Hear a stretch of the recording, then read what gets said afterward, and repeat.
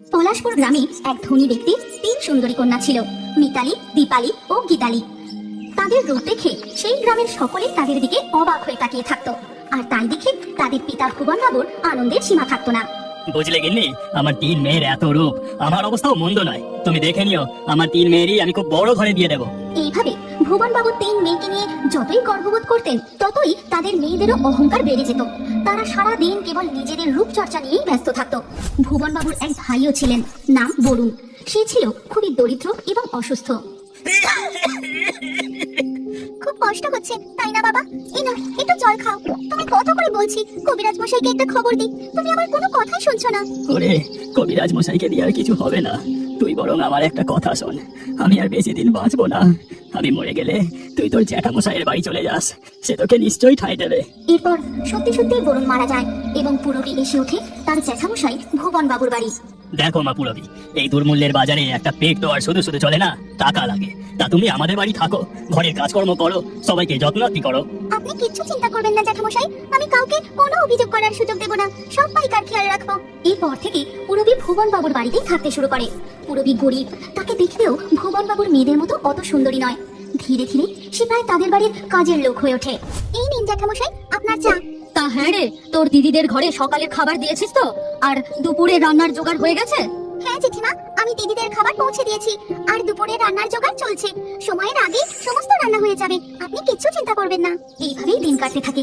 একদিন ভুবন বাবু বাড়ি ফিরে খুব আনন্দের সঙ্গে তার গিন্নিকে ডাকতে থাকেন। কই গো গিন্নি, কোথায় গেলে? তাড়াতাড়ি এদিকে এসো একবার।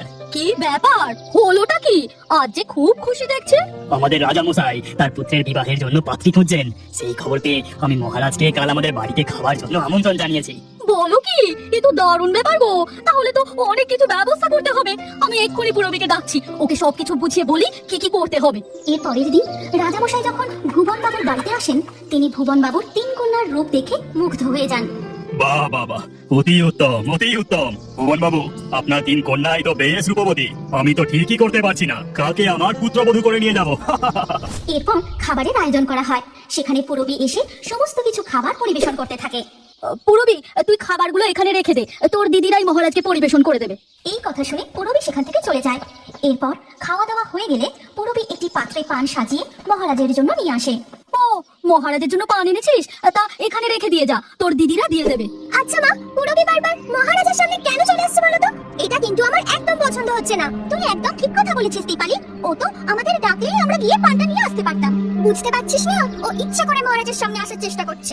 এরপর যখন মহারাজের ফেরার সময় হয়, তখন হঠাৎ এবার তো আমাকে প্রাসাদে ফিরে যেতে হবে, কিন্তু আমার শরীরটা কেমন অসুস্থ লাগছে। সে কি মহারাজ, তাহলে আপনি আজ আমাদের বাড়িতেই বরং বিশ্রাম নিন। রাত্রিকু থাকলে আমরা বরং খুশি হব, আর আমার মেয়েরাও আপনার সেবা যত্ন করবে। মহারাজ সেই রাতের জন্য ভুবন বাবুর বাড়িতেই থেকে গেলেন। আর সন্ধ্যে থেকেই ভুবন বাবুর মেয়েদের আচরণ লক্ষ্য করতে থাকলেন। তিনি দেখলেন পুরবী সন্ধ্যাবেলায় ঠাকুর ঘরে বসে পুজো করছে, শাঁখ বাজাচ্ছে। তারপর সেখান থেকে মহারাজ চলে যান ভুবন বাবুর 3 মেয়ের ঘরের সামনে এবং আড়াল থেকে শুনতে থাকেন তাদের আলোচনা।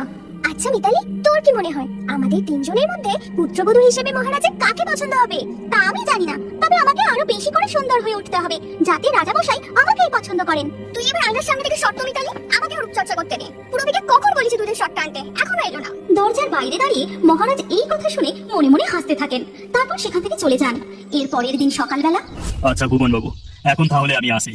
আর আপনার মেয়েদের মধ্যে কাকে আমি আমার পুত্রবধূ করে নিয়ে যাব, সেটা না হয় আমি প্রাসাদে পৌঁছানোর পর খবর পাঠাবো। এই কথা বলে মহারাজ সেখান থেকে চলে যান। আর মহারাজের কথা শোনার পর থেকেই দীপালি, গীতালি ও মিতালির মধ্যে রীতিমতো লড়াই শুরু হয়ে যায়। এই পুরবী, তুই তাড়াতাড়ি গিয়ে আমার জন্য এক বাটি দুধের সর এনে দে তো। দুধের সর মেখে আর কি হবে, বরং গোবর বাগ কাজ দেবে। চুপ কর তুই, বেশি দিমাগ দেখাস না। যখন আমি রাজবধূ হয়ে যাব তখন দেখবি। তোকে কে বলেছে রে তুই রাজবধূ হবি? দেখিস, রাজবধূ তো আমিই হব। তোরা কি শুরু করলি বলতো? তোদের তো থামানোই যাচ্ছে না। সেই মুহূর্তে তাদের বাড়ির দরজায় একটি বয়স্ক ভিক্ষুক এসে দাঁড়ায়। আমায় কিছু ভিক্ষা দেবে মা, এই দরিদ্র বয়স্ক মানুষটাকে কিছু খেতে দেবে। এই সময় এই লোকটা আবার কোথা থেকে এলো? এখন খাবার দাবার কিছু নেই, তুমি যাও তো এখান থেকে। এখন বিরক্ত করো না, কত কথা কি আছে, এখান থেকে তাড়িয়ে দিলেই তো মিটে যায়। তখন সেখানে পুরবী আসে, আর তার হাতের থালায় রুটি, তরকারি ও মিষ্টি। আপনি কিছু মনে করবেন না বাবা, আমার দিদিরা উত্তেজনার বশে আপনাকে কটু কথা বলে ফেলেছে। আমি ওদের হয়ে ক্ষমা চাইছি। এই নিন খাবার। এ কি পুরবি, বলি তোমার বাবা কি আমার কাছে অনেক টাকা মজুদ রেখে গেছে যে তুমি যখন ইচ্ছে যাকে ইচ্ছে খাবার দিয়ে দেবে? নিজেই দরিদ্র মেয়ে হয়ে অন্য দরিদ্রকে সাহায্য করতে যাচ্ছ। এই কথা শুনে পুরবী খুবই অপমানিত বোধ করে।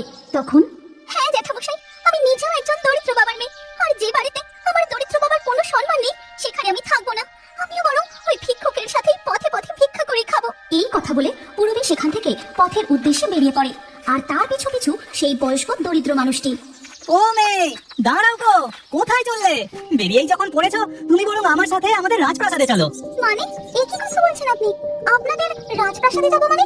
এই কথা শুনে সেই বয়স্ক ভিক্ষুকটি তার মাথার নকল চুলটি খুলে ফেলে। দেখা যায় আসলে তিনি রাজপুত্র নিলয়। এ কি, এই যে রাজপুত্র নিলয়? কি পুরবি, এবার বুঝতে পেরেছো তো আমি কে? আমি তোমাকেই বিবাহ করে আমার রাজপ্রাসাদে নিয়ে যেতে চাই।